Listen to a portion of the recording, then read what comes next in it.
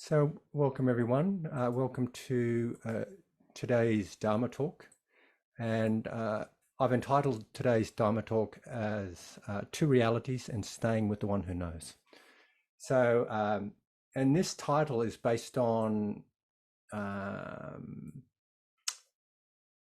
the understanding of ultimate and relative realities, and also on some instructions I heard in Thailand when I was there from 1977 to 1979, where I was living as a monastic and practicing and living in the traditions that has come to be known as the forest tradition, which began with the very famous teacher Achan Mun, who you may or may not have heard of.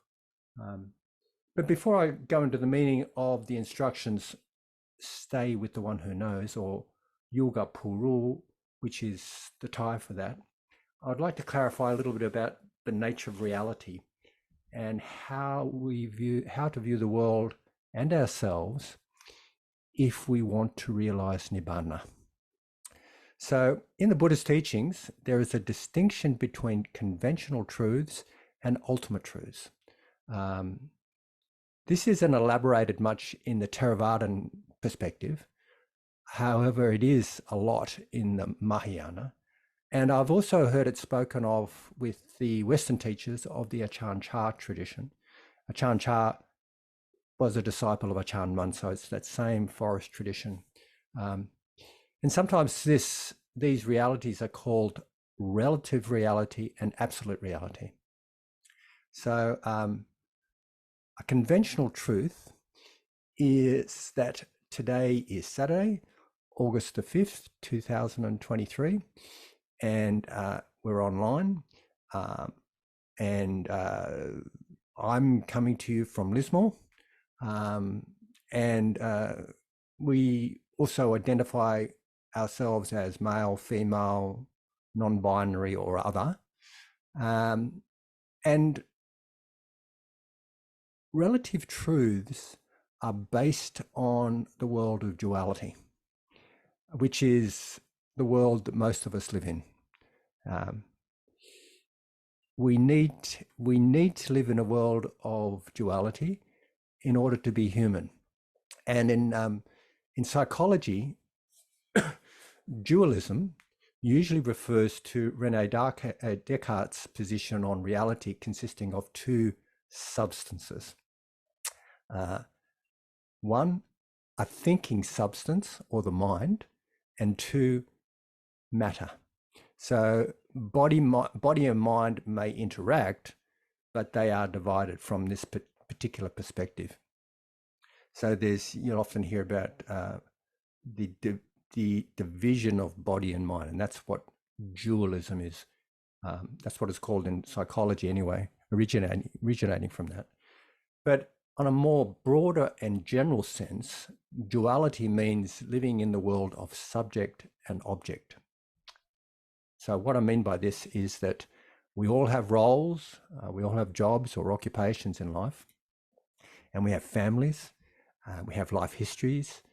We live in a dualistic reality of me in here and you's out there. That's the way we seem to live. There is good and bad, and there is things that I perceive as mine and things that I perceive as not mine. And I'm a professional. I tend to live by my diary. My diary is very important. I carry it almost everywhere. And I live by an agenda. I have schedules and agendas and so on. And but when I talk about my schedule, when I talk about my diary, or time, or the future, or the past, or the me that was born in 1956 and has had lots of different life experiences, and I have a partner, I have children, I have grandchildren, and I live in Lismore, etc., etc., etc. It is all relatively true. In fact, if I went to a court of law and they asked me to, take vows about these things, I'd say, yes, that's true. However, it is just conceptual. the idea of time is a conceptual creation. Where is time right now? And the idea of me, I, and myself is actually an illusion. That which I call myself is actually an illusion, a story that we identify with as I, mine, and myself.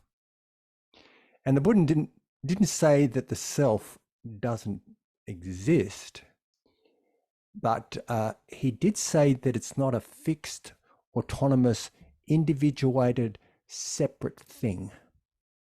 It's not a thing. It's not a. It's really not a noun, if that makes sense. It's more of a verb, and it's kind of fluid and dynamic. So we identify with the self, and in reality, and what the Buddha talks about is not self. So modern science is actually catching up with the Buddhist idea of not self. And it's beginning to call the self a brain-created fiction. In his book called No Self, No Problem, How Neuropsychology is Catching Up with Buddhism, Chris Newbar confirms that the Buddhist tenets of not self is how neuroscience is beginning to show what we call I, mine, and myself is actually a fictitious illusion created by default mode networking, which is I won't go into details about what default mode networking is. It's a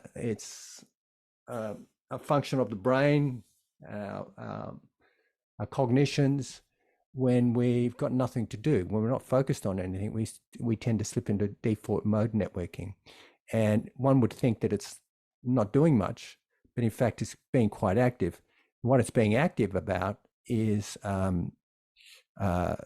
thinking, like thinking about the future, thinking about the past, and also creating a sense of self.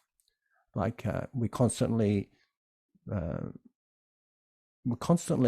comparing ourselves with one thing or another, and sometimes with ourselves. And in Pali, this is called mana, this self-conceiving, and it's quite active. So what neuroscience is saying that this fictitious illusion of a self is created by default mode networking in combination with left hemispheric language dominated processes.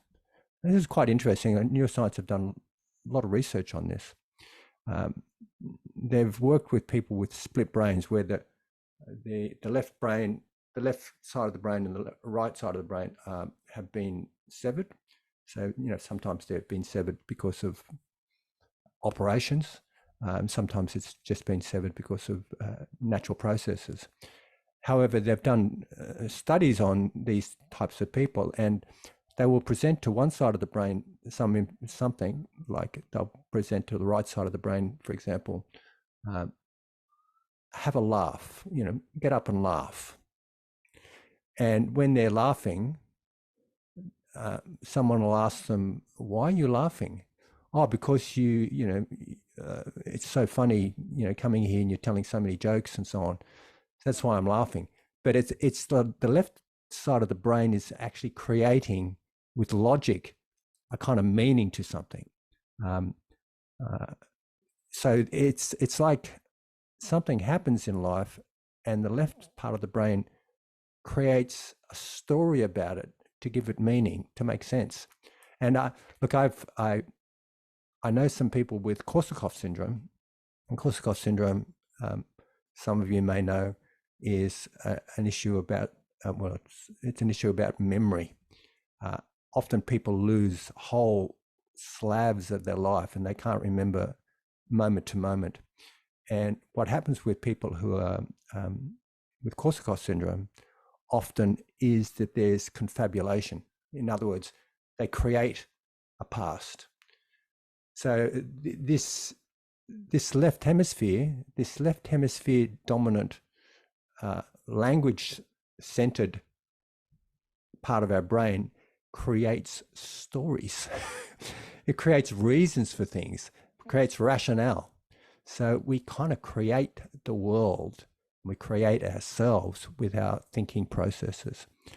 So I'm just kind of giving you a bit of background there for the neuroscience of that. But the Buddha wasn't aware of neuroscience at all, but he was very aware of how conventional realities and our ultimate realities. So I haven't talked about ultimate realities yet, but I will in a minute. So we tend to be completely caught up in our conventional realities. And it is the way we function as humans in the world. If I wasn't talking about a time to log on and a time to, and giving you the links for all this, what we're doing right now online, and if I didn't have my diary and you didn't put in your diary, et cetera, we wouldn't be able to function. We function in the world, a conceptual world. Here's a cup. We all agree on that. But in fact, that's just a concept, really. In your mind, it's just a concept, but we're communicating about something. So we need to function in conventional realities in order to be human. And of course, in these conventional realities, there's the possibility of great happiness and joy and peace and so on. And also in conventional realities, we have these ways of relating, like it's a conventional reality that the idea that you're out there. I mean, I can see all your, some of your faces, and I know you're listening to me, and I have a concept of you, and because of that concept, I'm relating to you, and I'm relating to you hopefully with one of the four Brahma Viharas, with warm benevolence, compassion, appreciative joy, and equanimity. So it is possible to have joy, peace, and happiness, relate to other beings, and so on, within conventional realities, within our conventional truths, within our conceptual world. However, samsara is bound by these worlds of conventional truths, and it is also possible for us to have great suffering within this realm and this world of conventional truths. So conventional truths are also bound by the domains of ditthi, mana, tanha, and what that is, ditthi refers to views, mana refers to the conceit I am, and tanha refers to craving. And I won't give a talk about these three aspects of what we call kilesa. Kilesa refers to mental distortions. I won't talk about them in detail right now, but I'm currently thinking of making a talk on this on the retreat that I'm doing in September. But basically, views, the conceit I am, and craving feed into our suffering. They're what perpetuates our suffering. They're what keeps us bound to samsara. And the conventional truths are the ways of the world, and they are replete with the 8 worldly winds. Some of you may remember talks I've given on the 8 worldly winds. The 8 worldly winds are called this. They're also called 8 worldly dharmas. They're called this because they blow us around, and they are praise and blame, loss and gain, pain and pleasure, and fame and disrepute. Sometimes I like to think about that last one, fame and disrepute, as social acceptance, and social rejection. So these are called worldly winds because they blow us around, and we're mostly caught up with trying to get praise, not getting blamed, trying to get pleasure, not wanting pain, trying to have gain and not losing things, and trying to be socially accepted and being anxious about social rejection. These are what's most important for us, and these conventional truths, these eight worldly winds, live in the world of conventional truths. And if we want to find freedom from being bound to the wheel of samsara means cycling in reactive cycles that keep us bound to suffering. That's what samsara is called. Well, there's a movie called Samsara, and it's all about pleasure. But I think it's kind of leading to this kind of world, the way of conventional truths. If we want to find freedom, we need to begin to orient and become familiar with ultimate truths, ultimate realities. And ultimate reality is not conceptual. It is about experience as it actually is. It is just this moment, for example. Remember I talked before, I was saying about time. Well, the future is a concept. The past is a concept right now. The only reality, ultimate reality we have is just now. So with ultimate reality, there's no future, there's no past, there's no self or me or you. There is just this, non-dual, non-duality. I hope to explain non-duality in a little bit. So nibbana is an ultimate reality. It's a reality, but it's not, we can't really conceive of it. It's not within the realm of relative truths. So ultimate psychological freedom can only be found in ultimate truths. When I'm talking about ultimate psychological freedom, I mean, I work as a psychologist. I often see people about suffering, the difficulties they're having in their life. And for the most part, I'm working with relative realities.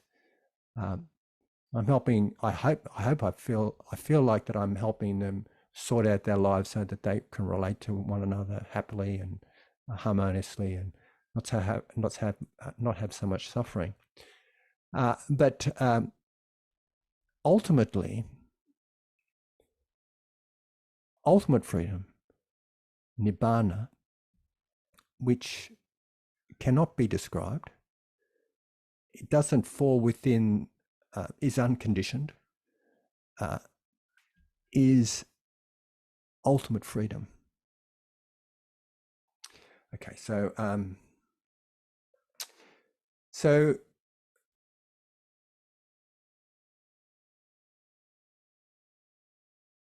ultimate freedom is being able to see the world according to the realities of three characteristics of existence: anicca, dukkha, anatta. Anicca refers to impermanence. Dukkha refers to the reality that because conditioned things are impermanent,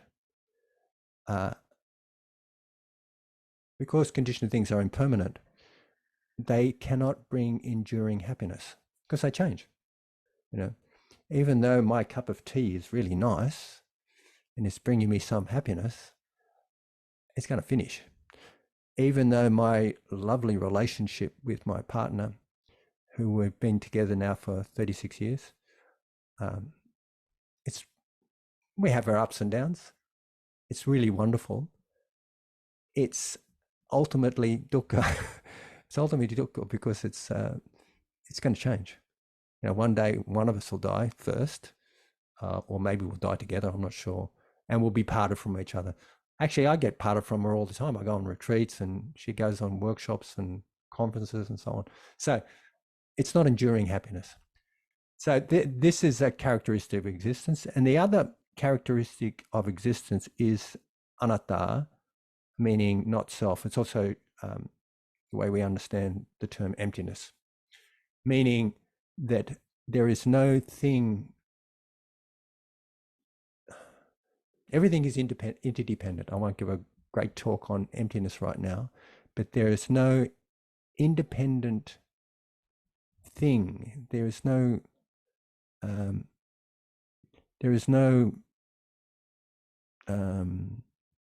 autonomous thing arising, because all things arise dependent on conditions. The other thing that is that we are able to perceive, or I'll just come back a bit. Another thing that we perceive that leads to the understanding of ultimate truths is something called dependent origination or dependent arising, which is the principle the Buddha spoke about for how things arise and also how they disappear. And it's quite complicated. I'll probably give a talk on this topic on the retreat. It's quite detailed. It's quite difficult to understand. However, one way we can understand it is that when this is, that is.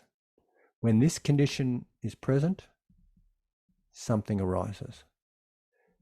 Another way we talk about it is when this is not, that is not. When this condition is not present, that is also not present. It's not as simple as cause-effect relationships. It's about these conditions being present. And the condition, this dependent arising, is the principle behind the Four Noble Truths. And most of you know the Four Noble Truths. So none of you are beginners here, so I know you know the Four Noble Truths. Four Noble Truths: there is dukkha, there is suffering, or unsatisfactionist. First Noble Truth, Second Noble Truth: there is a cause for unsatisfactionist.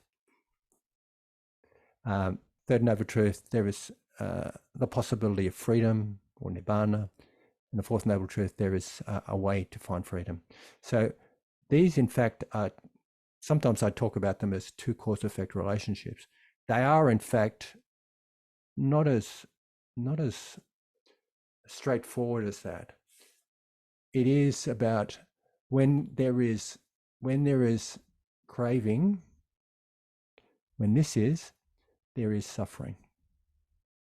When there is no craving, such as when we align with the Noble Eightfold Path, when there is no craving, there is no suffering. So two cause-effect relationships, dukkha in its causes, or dukkha in its conditions, actually, and freedom from dukkha and its conditions. So dependent arising is the principle behind the Four Truths. And in seeing dependent arising, we don't thingify things. We see all experiences as empty of thingness. There's no one thing in all this. There's just a bunch of conditions arising and passing. And I give credit to Lee Brasington for that term thingify, by the way. And as Lee Brasington also describes it in a book he's written called Dependent Arising, and the next part of the title goes something like this: streams of dependently arising processes interacting. Streams of dependently arising processes interacting. I'm just going to mute somebody.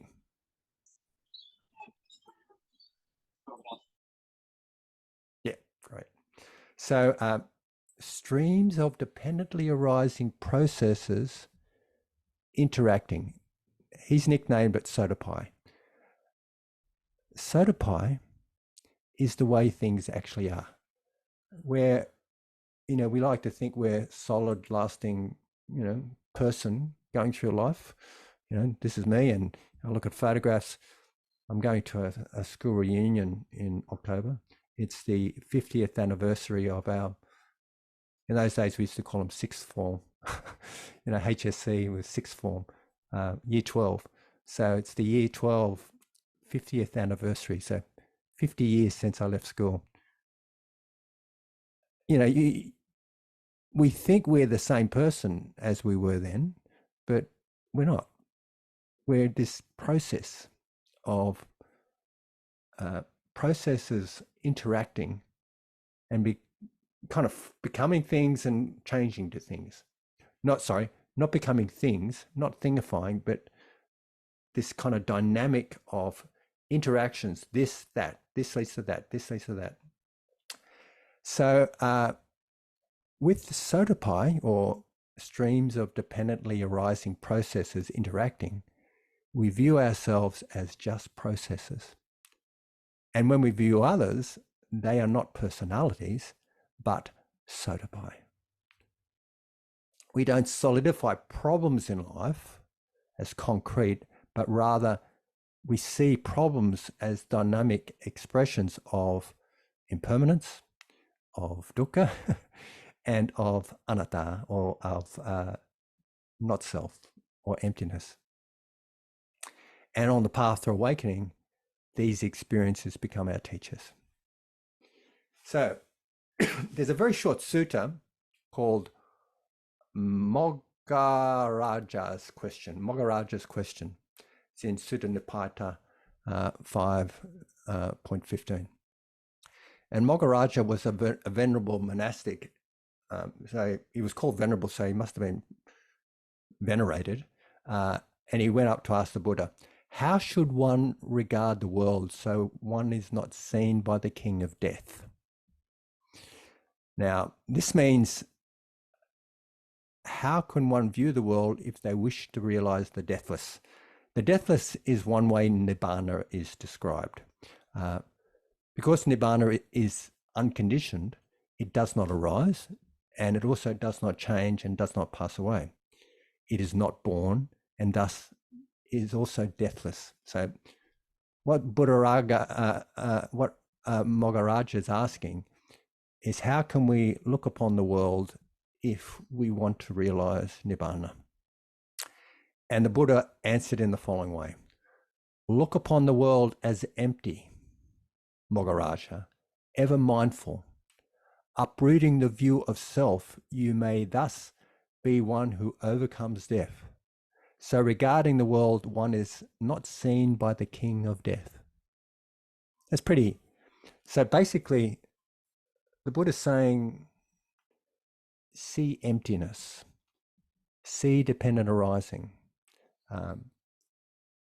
see ultimate reality, ultimate truths. And throughout the Buddha's 45-year history of teaching, he outlined the Eightfold Way to realize the deathless, the Noble Eightfold Way. But as you know, it can also be ennobling, meaning that the Noble Eightfold Way, or the Noble Eightfold Path, the term noble refers to the realization of nibbana. And sometimes it's described as ennobling, meaning that we may not, when we're traveling along this path, we may not have realizations of nibbana, but we're on our way to that realization. We are having relative liberations, we're realizing relative truths, and it's on the way to realizing the Noble Eightfold Path. So the Buddha outlined the Noble Eightfold Way, which is, of course, establishing ethical lifestyles, a lifestyle that's consistent with wisdom and an awakened life. and nourishing right view and intentions, and cultivating serenity and insight or meditation.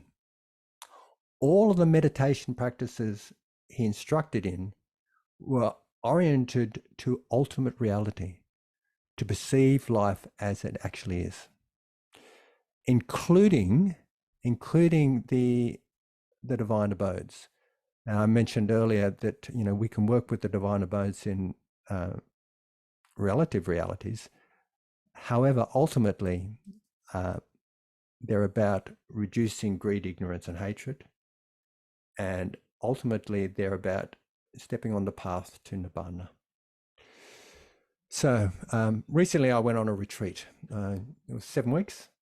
And except for 5 days in June, where I went to my son's 40th birthday celebrations, where he hired out a whole cabin park, and invited a lot of his friends and their families, and it was such a delight. I was one of the oldest. I wasn't, there was a grandmother there, but it was so wonderful to be around these beautiful people with all their children, and it was kind of like a love fest. But for most of June and July, except for most of June and July, I was on retreat.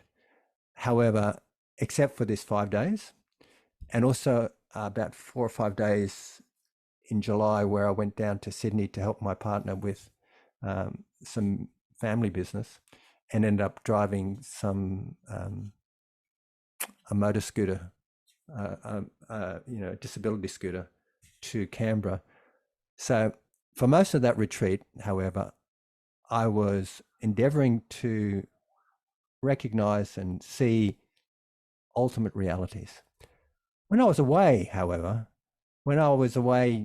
basking in the love of this family occasion, it was definitely finding peace, joy, and happiness within relative realities. And also, when I did my duties as my family duties, helping my family, I wasn't necessarily abiding in ultimate realities. I had to drive my vehicle down to Canberra, and I got some problems with my vehicle and had to do all sorts of things. I was definitely working with conventional realities. But during the retreat, however, I endeavored to be aware of ultimate realities. My intentions for the self-retreat were first to develop samadhi, and then focus on a practice called signless samadhi. And during this time, I had some mentoring from Lee Brasington, who usually mentors me on my retreats. I have a lot of respect for, and he's a very wise person. And Stephen Snyder, who I've done doing some work with. He's a great teacher. And also had a Zoom call with Venerable Dharmadina, who's a prolific writer and wonderful practitioner. And I have a lot of respect for her. And I only had one Zoom call with her, but I sent her a question. I wanted to know whether signless samadhi practice, I wanted to know whether it was a directed practice or an undirected practice, because I wasn't quite sure. A directed practice is where we put our attentions onto something in order to cultivate something. And an undirected practice is more like, so we're sort of working with something. We're directing our attention to something. Undirected practice, one way we can understand this is about stepping back and not doing anything, but being aware. And with the directed practice, samadhi practices are mostly directed practices, because we're choosing an object to pay attention to, and we're absorbing in that object. We're doing something. We're directing our attention to something. And a lot of the insight-based practices are undirected, because it's about sitting back, watching, and seeing the way things are. With directed practices, we perceive stillness. And that's the instructions for samadhi, for example. With undirected practices, we perceive the three characteristics of existence, primarily change. But we're also, because we're perceiving change, we can't help but perceive unsatisfactoriness of conditioned phenomena, and also emptiness or anatta. These three characteristics of existence kind of work together. Sometimes people perceive impermanence primarily, and then they perceive the others, but they kind of work together. Like when you see one, you see them all, if that makes sense. So that was the question I had for her. And by the way, signless samadhi, which I'll talk a little bit about in a little while, signless samadhi is a practice where one gathers one's mental energies, as in samadhi, but there is no sign, there is no object we attend to. It is objectless. And so our mental energies are focused, our mind is very clear and still, but we don't get caught up in signs. It is precognition. It is precognitive, yes, but it's also preconceiving. It is about being with raw experience. So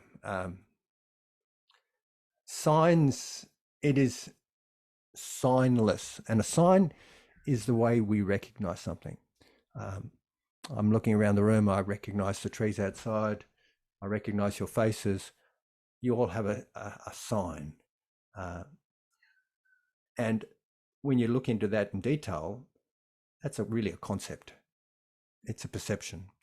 I can see your various faces, and I can see the trees outside. I can see the door there. I can feel the chair underneath me. These are all concepts. So what signless samadhi is about perceiving the raw experience of life prior to putting a sign onto it.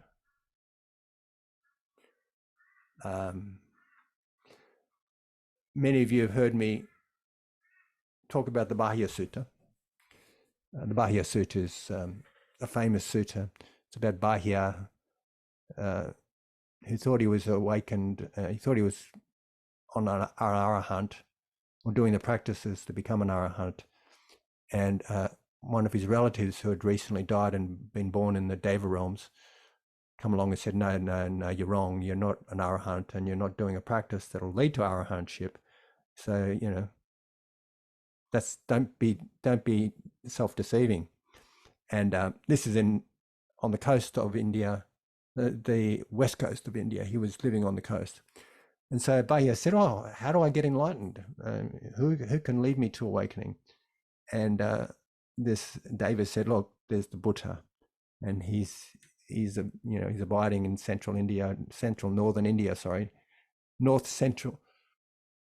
North India, a long way away. And so Bahya went out to seek him, and he eventually found him, and the Buddha was going on alms round, and he dropped down to his knees and said, please give me the essence of the teachings. And the Buddha said, not right now. I'm on alms round. It's not the right time. It's busy. You can imagine he's in a village, and there's markets and all sorts of things happening. And as it goes, Bahya asked him 3 times. He said, give me the essence of the teachings, please. You never know when either of us may die. This is really important. So the Buddha realized what Bahya was saying was quite true. He gave him the essence, and this is it. Here in Bahya, you should train yourself thus. In the seen will merely be what is seen. In the heard will merely be what is heard. In the sensed will merely be what is sensed. In the cognized will be merely what is cognized. In this way, you should train yourself, Bahya. When Bahya, for you in the seen is merely what is seen, in the cognized is merely what is cognized, then Bahya, you will not be with that. When Bahya, you are not with that, then Bahya, you'll not be in that. When Bahiya, you are not in that, then Bahiya, you'll neither be here, nor beyond, nor in between the two. Just this is the end of suffering. And after that, after hearing that, Bahiya woke up. And I just want to make a bit of commentary here. It really should read, in the heard there is just the hearing.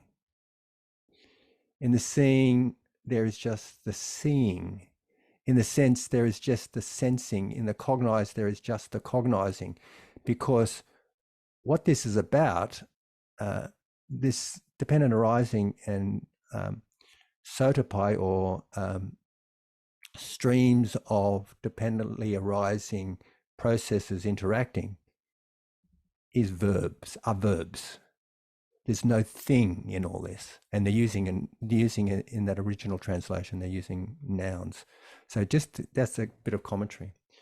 So when we talk about signless samadhi, it is actually that practice, the practice that the Buddha's talking about. Prior to conceiving about it, in the experience, there's just the experience. So during my retreat, with my aim to practice signless samadhi as the ultimate practice, I recollected many times my life as a monastic, and I just happened to be reading some things by the teachers, the current Achan Chah teachers. Achan Chah lives in that tradition as well, and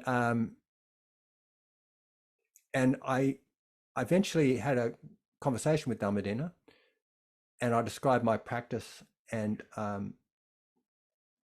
she very kindly pointed out that I was not practicing signless samadhi, but what I was practicing was more in line with the fifth step of mindfulness of breathing, experiencing mind, or awareness of awareness. And it could also be considered as one of the practices in the third domain of mindfulness, being of the four establishments of mindfulness, being mindfulness of mind, or contemplating mind. So she then clarified the difference between experiencing mind, or awareness of awareness, and signless samadhi. And I realized that I'd become sidetracked. A wholesome sidetracked, but a sidetrack nonetheless. I wasn't practicing signless samadhi. And during those discussions, I remembered, and after these discussions, I remembered how I was practicing it in a previous retreat under the instructions of Venerable Analayo. And so the next day, when I went into the practice, with great joy and satisfaction, I managed to practice awareness of awareness for 1 hour, for the first hour of my 2-hour practice. And then the second hour, I slipped into the way I normally practice signless samadhi, which is kind of like hovering on the edge of neither sitting back and resting in awareness, nor going into experience. So, and then later, I realized I went astray in a wholesome way because of my contemplation of some instructions by the Thai Achans. And the term that they use regularly, and the term I heard regularly when I was a monastic, was Yoga Puru, which means, literally, it means stay with the one who knows. But of course, there's no one who knows. There's no thing that knows. And with the meditation teachers, however, this particular instruction has two meanings. It can mean, you can interpret as meaning stay with the knowing. Stay with the knowing. In other words, awareness of awareness. But another meaning is stay with the Buddha, the one who knows. This is, it's just the way the language rolls out, which I'm beginning to understand is what signless samadhi is talking about. Signless samadhi is probably the closest we can get as a practice to nibbana. Nibbana, or the unconditioned, has three features. One is that it is desirelessness. It is desirelessness. That's one feature. In other words, no craving. Even no desires, even because cravings can be differentiated from desires. It is empty, meaning there's no thing there. It is also signless. So meaning that it's not conceptual. It's not, not conceptual. Awareness, though very refined and a powerful practice, is actually subtly dualistic because we're having an object and we're being aware of it. Even though the object is awareness itself, it's still subtly, it still has a sign. So most of us live in the world of conventional realities, and the idea of living in a non-dual way may seem alien and even impossible. But I do know, however, it is possible to have a foot in both realities. And I'm just going to give you an example here of how I process some difficult experience with a foot in both perspectives. A few weeks ago, just after leaving my retreat, I drove home, stopped by and saw my kids and grandkids, and eventually arrived home. And then come Saturday, the first Saturday, my partner and I went out. We went out somewhere and, having an outing, and we had a disagreement. And it was a really awkward drive home because we were both silent. So, we were talking on the way there and catching up and doing all sorts of things. But, we had this disagreement and we just were silent driving home. And so it was about a 40-minute drive. And while I was driving home, I was thinking in two levels. I was a bit hurt. She was upset. I was upset. I was hurt. We were kind of subtly angry. I decided not to say anything, but I was thinking things through. I thought it was best not to, when you're upset, it's probably best not to, when you're angry or upset, it's probably best not to kind of discuss things and wait for those things to settle. So on a relative level, I was thinking about what I said and how I could have done differently, or how I could have been more aware, and how it was a bit unfair that she was saying what she was saying, blah blah blah blah blah, and we could work it through. And on another level, however, I was just saying, well, this is just conceiving. This is just thinking. This is just me.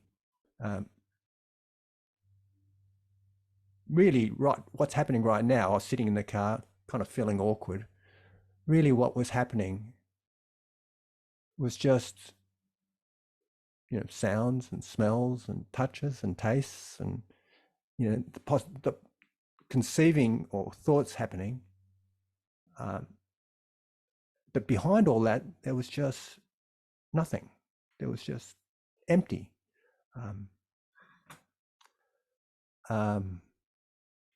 So when we teach, I teach mindfulness for people who are coming to see me as a psychologist, and often being able to access that ultimate reality of a situation can give you the space to liberate yourself from those, relative sufferings. So in my view,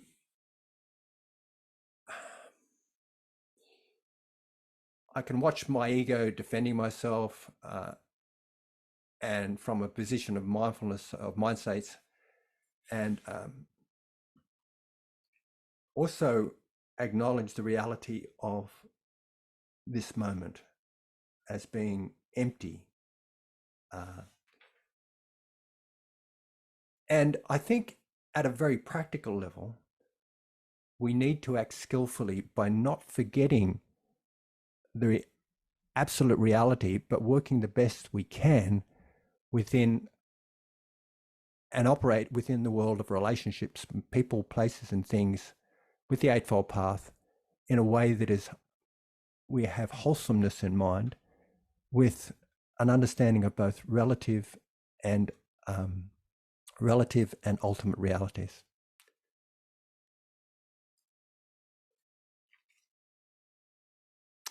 I think this involves us being willing to honestly look and acknowledge our mental distortions or our kilesa and not nourish them, and rather nourish all the factors on the Eightfold Path as best we can.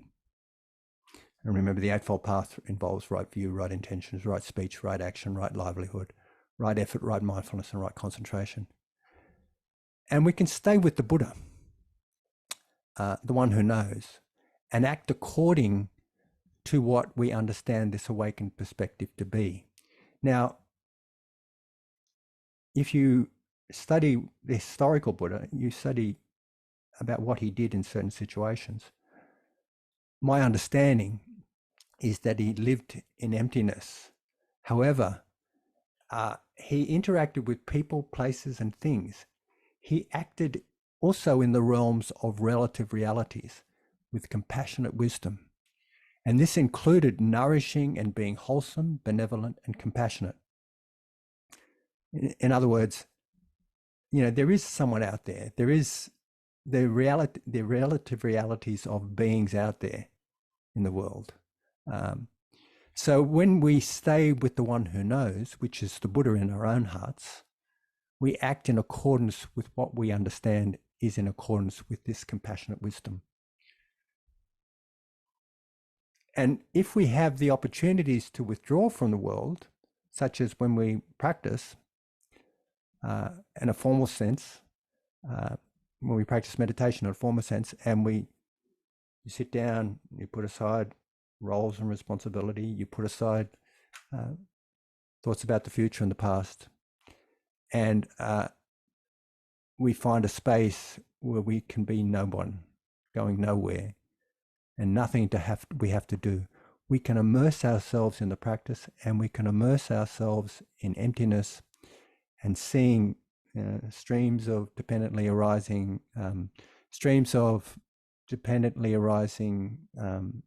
processes interacting, and be free. It's this kind of, we use our meditation practices then to go back into the relative realities and work with it.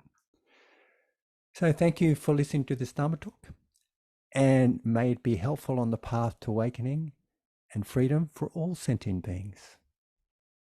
Thank you.